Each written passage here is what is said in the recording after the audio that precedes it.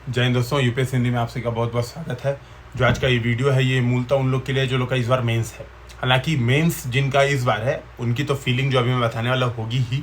जो लोग अगली बार उसके भी अगली बार अनंत काल तक या चिरकाल तक जब तक यूपीएससी का एग्ज़ाम होता रहेगा भारत में, जब तक हमारा भारत देश रहेगा तब तक ये जो फीलिंग है वो जाएगी नहीं। और ये फीलिंग केवल इसी एग्ज़ाम में नहीं, हर एग्ज़ाम के पहले आती है। आपको ये बात समझ में ही आ गई होगी। जब एग्ज़ाम हम देने जाते हैं तो हमें ये लगता है कि हमें सब कुछ भूल रहा है, हमें लगता है मेरा सिलेबस नहीं कंप्लीट है, हमें लगता है और क्या पढ़ लें, हमें लगता है कोई नई किताब मंगा के पढ़ लें, क्या ये चीज़ें और कैसे कवर होगी। ये चीज़ें हर एग्ज़ाम के पहले बनी रहती है। मैं आपसे एक बात बता रहा हूँ, सिंपल अपना एग्जाम्पल दे रहा हूँ, किसी और का एग्जाम्पल देना यहाँ पे व्यर्थ होगा। मेरा 8वां मेंस था इस बार। 8वां मेंस का मतलब कोई ये मत सोचिएगा कि सर आपको 8 अटेम्प्ट मिल गए थे क्या, नहीं। 4 बार मैंने यूपीएससी का मेंस लिखा था, 4 बार यूपीपीसीएस का मेंस लिखा था। तो ये मेरा 8वां मेंस था और 8वें मेंस के पहले भी मेरा यही मेरे अंदर पीड़ा थी कि यार कुछ और पढ़ लेते, थोड़ा सा और एग्ज़ाम टल जाता, क्या हो जाता कि जो है मुझे सब चीज़ और पढ़ने का एक बार मौका मिल जाता। ये चीज़ हमेशा बनी रहेगी, स्थायी है ये समस्या स्थायी है। ध्यान में रखिए, इस समस्या का कोई समाधान नहीं है। एकमात्र समाधान ये है कि इसको अपने ऊपर हावी मत होने दीजिएगा। अगर आप अपने ऊपर हावी होने दिए इस बात को, तो आपका एग्ज़ाम में जो आप परफॉर्मेंस 100 दे सकते हैं वो परफॉर्मेंस 95 हो जाएगी। और 100 और 95 का गैप सिलेक्शन और नॉन सिलेक्शन का गैप है। सीधी बात है, मेंस लिखने वाले सारे बच्चे होशियार हैं। पहली बात आपको ये ध्यान में रखना है कि केवल आप ऐसा नहीं है जो ये फीलिंग जिसके अंदर आ रही होगी। जितने मेंस दे रहे हैं सब के अंदर कोई ऐसा व्यक्ति नहीं होगा जो ब्रह्मा का अवतार प्रकट हुआ होगा, जिसको सारी बातें एकदम सारे ज्ञान या चक्षु नेत्र खुले होंगे।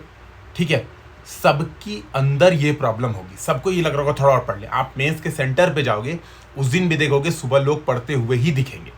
तो क्या महत्वपूर्ण है? यही महत्वपूर्ण है कि अपने ऊपर इस चीज़ों को हावी नहीं होने देना। दूसरी बात है, ये चीज़ कैसे, ये प्रॉब्लम कैसे डील होती है? वो डील होती है सिमुलेशन से। मैंने पिछली वीडियो में भी सिमुलेशन का मतलब बताया था, इस वीडियो में बता रहा हूँ। सिमुलेशन का मतलब ये है कि जिनका यूपीएससी का मेंस है सपोज, तो पहले दिन एसए का पेपर, अगले दिन 1-2, फिर उसके अगले दिन 3-4, फिर 5 दिन का गैप लेके ऑप्शनल का पेपर। ये उनको रियल लाइफ इन्वायरमेंट में एकदम 3 घंटे फिक्स टाइम शेड्यूल के साथ लिखना है असली एग्जाम देने से पहले। इस तरह से जिनका यूपीपीसीएस मेंस है उनको 1, 2, 3, 4, 5, 6 और पहले दिन एसए और जनरल हिंदी का पेपर लगातार 4 दिन लिख के चेक करना ही करना है।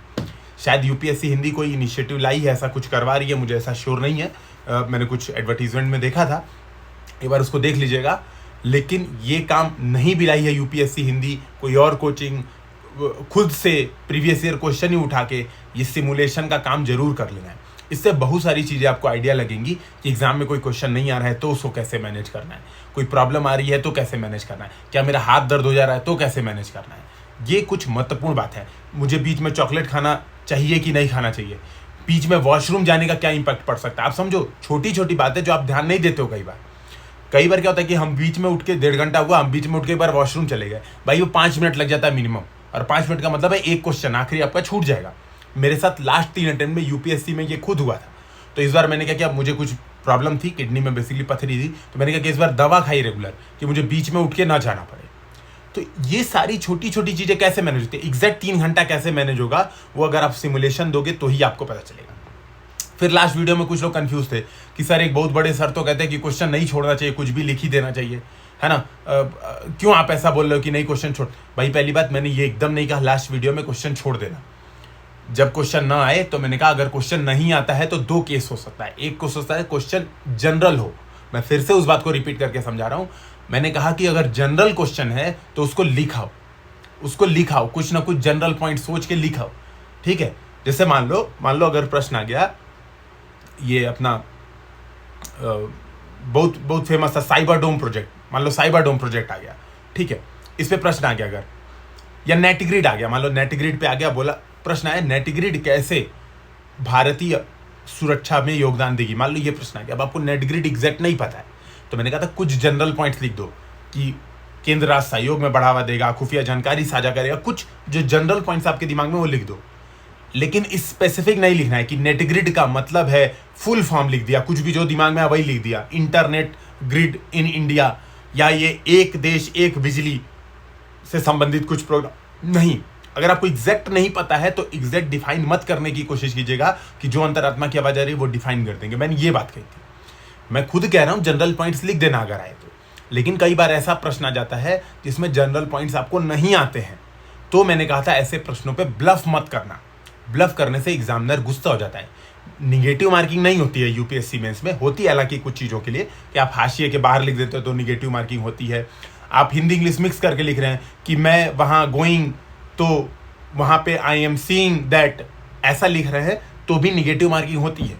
हाशिए के बाहर लिख रहे हैं, वर्ड लिमिट बहुत ओवर क्रॉस कर दे रहे हैं कि 250 वर्ड का आप 500 लिख के आ रहे हैं, तो निगेटिव मार्किंग नो डाउट है कि होती है यूपीएससी में। ये यूपीएससी की ऑफिशियल नोटिफिकेशन में है, उनकी वेबसाइट पे आप देख सकते हैं।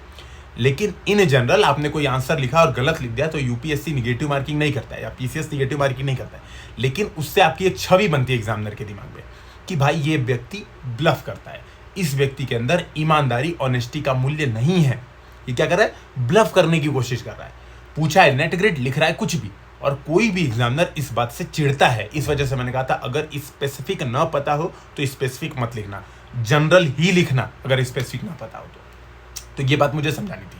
फिर से मैं जाते रहते दोहरा के जाऊंगा, सिमुलेशन बहुत महत्वपूर्ण है। असली एग्जाम से पहले सिमुलेशन दे के अपने आप की तैयारी एक बार जरूर चेक कीजिए।